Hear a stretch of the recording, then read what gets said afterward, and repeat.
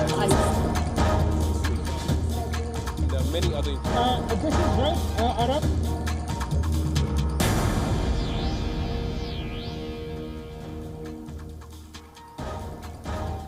Hello and welcome to WION Live Broadcast from Washington, D.C. I'm Nick Harper, and in this bulletin we'll be bringing you the latest developing stories from across the globe. But before we begin, let's take a look at the headlines.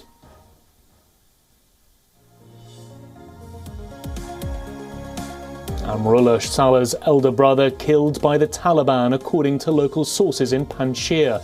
This as the Taliban release images from the resistance leader's library with a gun, where Amrullah recently recorded his video.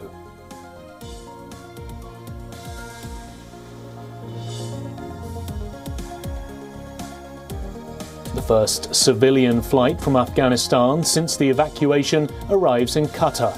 The US says that the Taliban seemed businesslike and cooperative in the latest evacuations, which saw 200 foreigners, including many Americans, leave Afghanistan.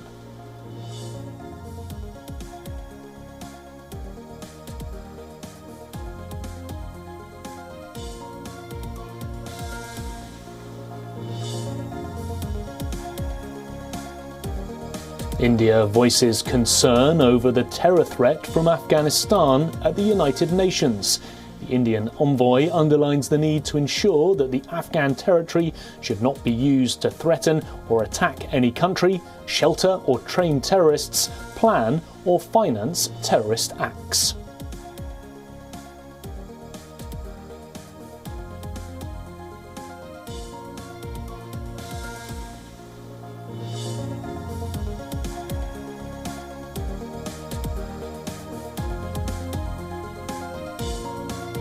A new government has been formed in Lebanon, ending a 13-month deadlock that saw the country slide deeper into chaos. This comes as Lebanon PM-designate Mikati and the president signed the formation decree.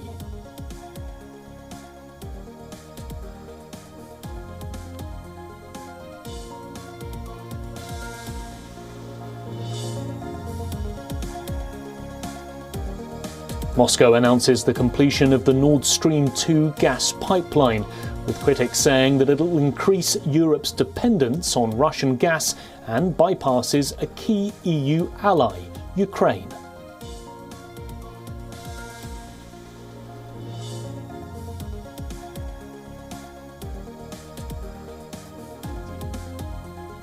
The Biden administration mandates companies with 100 or more employees to get all workers vaccinated or produce weekly negative COVID tests as the US continues to grapple with a surge in Delta variant cases.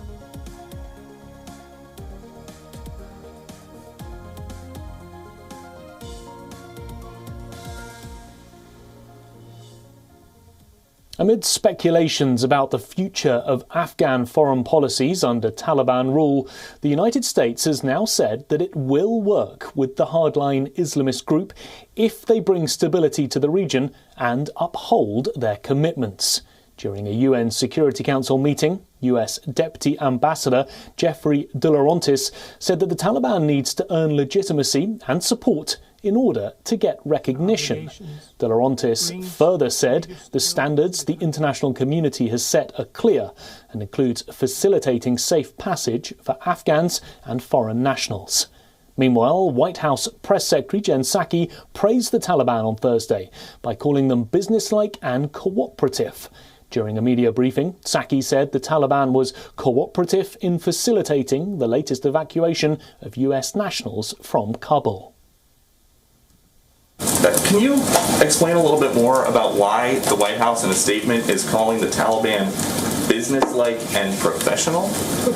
Well, I would note that in that statement, what we were announcing was the fact that a Qatari Airlines flight successfully landed in Qatar with American citizens, legal permanent residents, and Afghans on board who joined us in our fight over the last several years.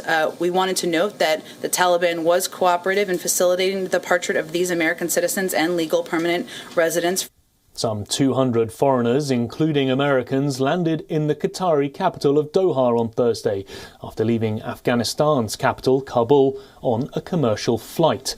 It was the first such large-scale departure since the US and other forces completed their withdrawal over a week ago.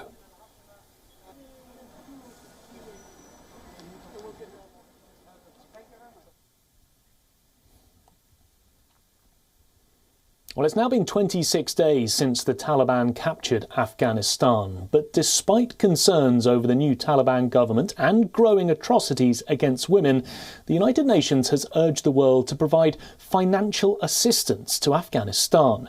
This comes after the intergovernmental organisation issued a warning, asserting that the freezing of billions of dollars in Afghan assets would inevitably spark a severe economic downturn, further pushing millions of Afghans into poverty and hunger, especially at a time when half the population in Afghanistan already lives in poverty.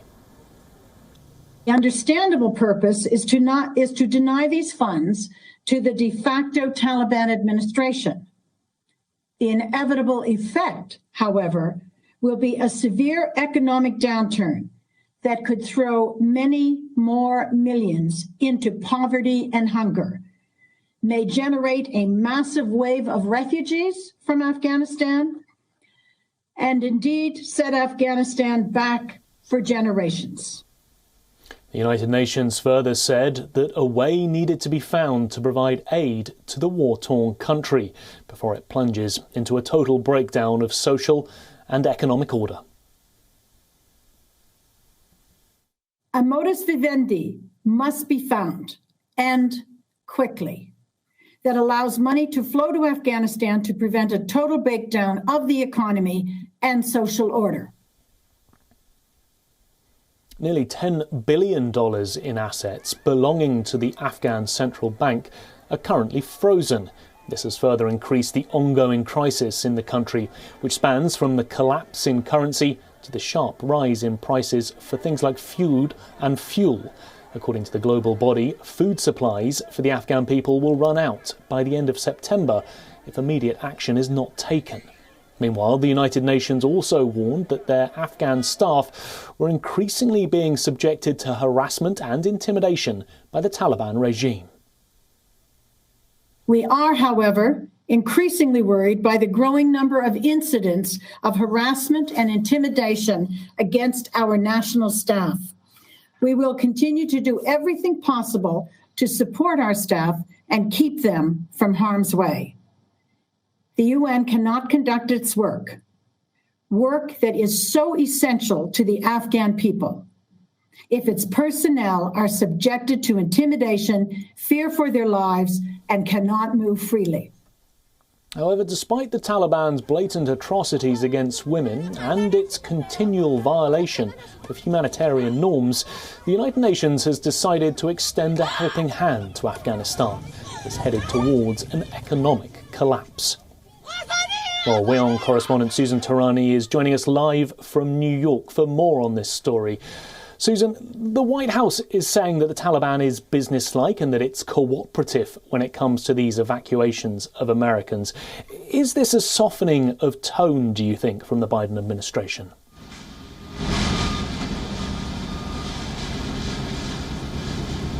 The Biden administration has continuously made comments like this, and every time it's being asked about it, sort of backtracks, as we saw in that soundbite with Jen Psaki. This notion of not negotiating with terrorists, for some reason, in the Biden administration, has taken a backseat. On the one hand, they call the Taliban professional and cooperative. On the same day, we see the same Taliban beating journalists for covering a protest. On the one side, we see charter planes getting departed from the airport. On the other hand, we see Gold Star family members really coming out and saying what kind of professionalism was put in place when the Biden administration put the security of American forces in the hands of the Taliban and had American Marines killed. So the Biden administration has to really decide whether or not it has a clear line of negotiating with terrorists, coming out out and saying what line it wants to take, or it has to come out and speak tough and really draw the line on who really makes decisions and who really calls the shot when it comes to dealing with the Taliban in Afghanistan. But at this point, it really shows the way that the flip-flopping that comes out of the Biden administration, it really shows how the United States is being perceived in Afghanistan. Because at the end of the day, we know that top Taliban cabinet or so-called cabinet officials are on FBI most wanted lists. They're on terrorist lists at the United Nations. So this tone that the Biden administration is taking right now is putting people in limbo. It's putting the international community in limbo, and it's sort of emboldening the Taliban on the other hand as well. A charter flight leaving the Kabul airport for many doesn't really make the Taliban quote unquote professional on the 20th anniversary of 9/11. So it's been receiving a lot of backlash here in the United States, as you can imagine.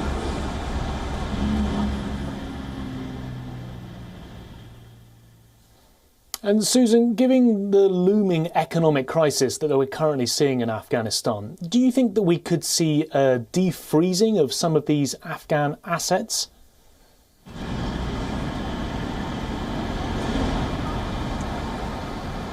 Yeah, that's the thing. There was the Security Council meeting yesterday that we heard sound bites from the top envoy in Afghanistan really saying that at the end of the day, it's the Afghan people who suffer from the freezing of these assets. We were at a meeting with Martin Griffith, who is also a top envoy in Afghanistan from the UN, who he met with top Taliban officials. He also mentioned that those top Taliban individuals, so-called officials, guaranteed that would be released. It would ultimately go to the people. There was guarantees in that meeting. Martin Griffith was somewhat confident, although he didn't have any expectations and guarantees. But, you know, at the end of the day, I think what the United Nations could do if there is sort of an unfreezing, and I think the Security Council agreed on this, was maybe these funds would go through UN NGOs in hope of reaching the people of Afghanistan, because they would be the ones who would ultimately, first of all, be in distress, are in distress, and they would be the ones who would need it the most, the humanitarian situation being in extremely dire, food insecurity, non-food items, and sanitation non-existent right now. And the Taliban basically, on the one hand, talking to Martin Griffith, saying that these commodities can get in, but on the other hand, we hear reports of UN members and staff being beaten by other Taliban members in other areas. So we'll have to wait and see, but I think ultimately there has to be some kind of coordination, and if it is, from what we understood from the meeting yesterday, it will go through some form of UN NGOs and not directly in the hands of the Taliban.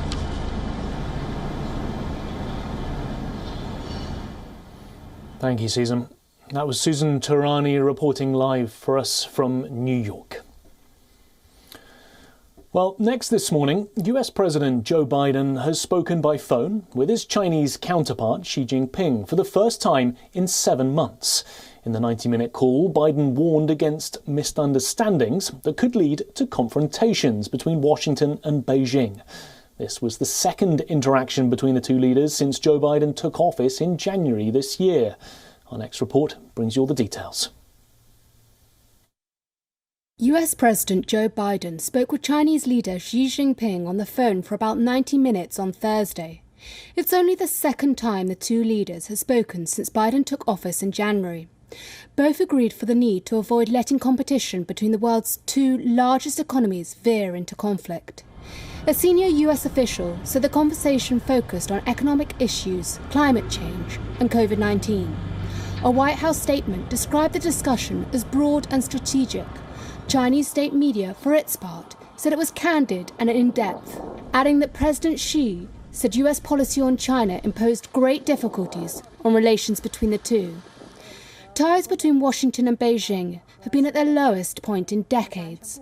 The two sides have been at loggerheads over a range of issues from human rights to climate change and transparency over the origins of the pandemic. The Biden administration has signalled that its recent withdrawal from Afghanistan will give the US the space to focus on more pressing threats stemming from China's rapid rise. Meanwhile, Beijing has been quick to seize on the US failure in Afghanistan to portray Washington as a fickle partner. In a bid to boost vaccinations and curb the surging Delta variant, US President Joe Biden on Thursday announced sweeping new federal vaccine requirements that will affect around 100 million Americans. In his most forceful actions and words to date, President Biden sharply criticised the roughly 80 million Americans who are not yet vaccinated, despite months of availability and incentives. My message to unvaccinated Americans is this: what more is there to wait for? What more do you need to see? We've made vaccinations free, safe, and convenient. The vaccine has FDA approval. Over 200 million Americans have gotten at least one shot. We've been patient, but our patience is wearing thin, and your refusal has cost all of us. Meanwhile, Biden's new rules require companies with workers of more than 100 in total to be vaccinated or to test for the virus on a weekly basis. I'm announcing that the Department of Labor is developing an emergency rule to require all employers with 100 or more employees that together employ over 80 million workers to ensure their workforces are fully vaccinated or show a negative test at least once a week. On top of that, Biden also signed an executive order requiring all government employees to be vaccinated against COVID-19 with no option of being regularly tested to opt out. I will sign an executive order that will now require all executive branch federal employees to be vaccinated, all. And I've signed another executive order that will require federal contractors to do the same. If you want to work with the federal government and do business with us, get vaccinated. If you want to do business with the federal government, vaccinate your workforce. And President Biden also announced that all workers at medical facilities participating in federally subsidized healthcare programs would be required to get inoculated. Despite the government's warnings about the risk of unvaccinated people, the US jab rate is lower in many other European countries. And condemning pandemic politics, President Biden emphasized that he wanted to reduce the number of unvaccinated people currently in the United States. If we raise our vaccination rate, protect ourselves and others with masking, expanded testing, and identify people who are infected, we can and we will turn the tide on COVID-19. It'll take a lot of hard work. It's going to take some time. Many of us are frustrated with the nearly 80 million Americans who are still not vaccinated, even though the vaccine is safe, effective, and free. Meanwhile, the United States has become the first country in the world to surpass the milestone of 40 million cases. Those have largely been driven by the highly contagious Delta variant. According to the data, the country has been recording an average of 150,000 cases on a daily basis, with high fatality rates. The announcement of the expansive rules come as part of a new action plan that aims to address the latest rise in coronavirus cases and the stagnating pace of COVID-19 shots.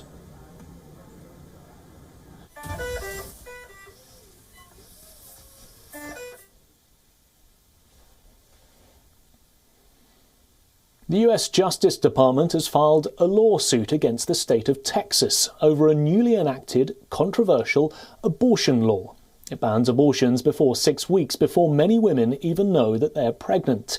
The US Attorney General Merrick Garland has called the new Texas law unconstitutional, and President Joe Biden has promised to launch, quote, whole-of-government effort to try and overturn it.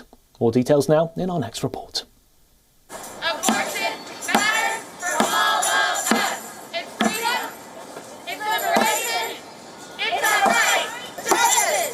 The U.S. Justice Department has sued Texas over a new law that limits access to abortions.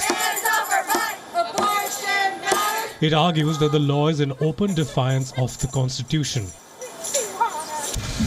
During the announcement of the lawsuit, Attorney General Merrick Garland said that the Texas law seeks to prevent women from exercising their constitutional rights. The obvious and expressly acknowledged intention of this statutory scheme is to prevent women from exercising their constitutional rights by thwarting judicial review for as long as possible. Thus far, the law has had its intended effect. Because the statute makes it too risky for an abortion clinic to stay open, abortion providers have ceased providing services. This leaves women in Texas unable to exercise their constitutional rights and unable to obtain judicial review at the very moment they need it. The move is being viewed as a serious test of the federal government's legal powers to challenge a state law that it deems unconstitutional. The newly enacted Texas law prohibits abortion after roughly 6 weeks of pregnancy.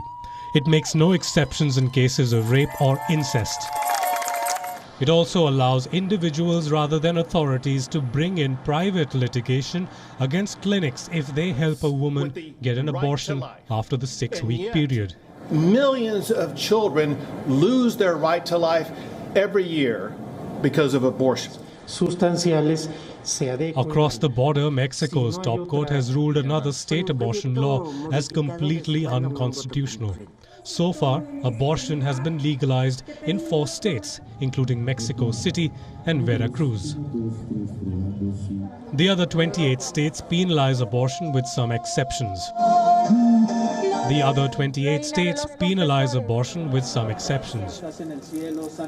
Bureau Report, WION World is One. Canadian Federal Party leaders have made their final pitch to voters in the only debate conducted in English. The heated debate witnessed plenty of arguments and lots of crosstalk. The opinion polls, though, have not been in favour of current Prime Minister Justin Trudeau. Conservative Erin O'Toole holds a steady lead. So, what can we expect now in the run-up to the Canadian election? Our next report has the details.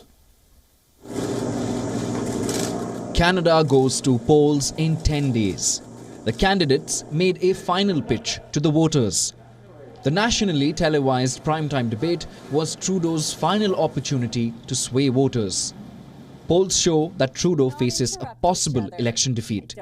He has been criticised over climate response and foreign policies. Trudeau targeted his Conservative rival O'Toole and said that he was unready to lead the nation. O'Toole, who holds a steady lead in opinion polls, shot back and said he is driving the bus to make sure Canada comes back on track.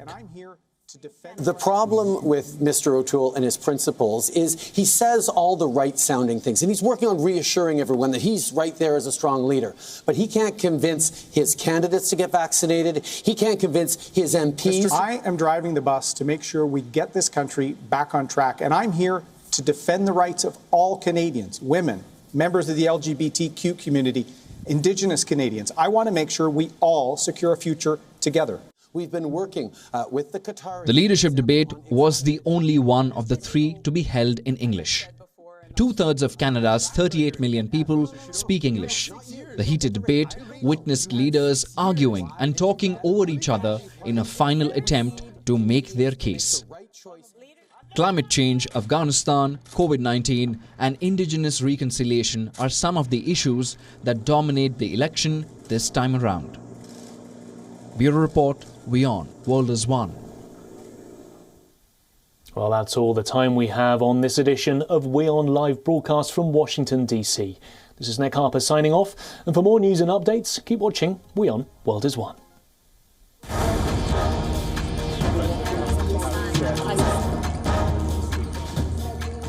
This is right, Arab.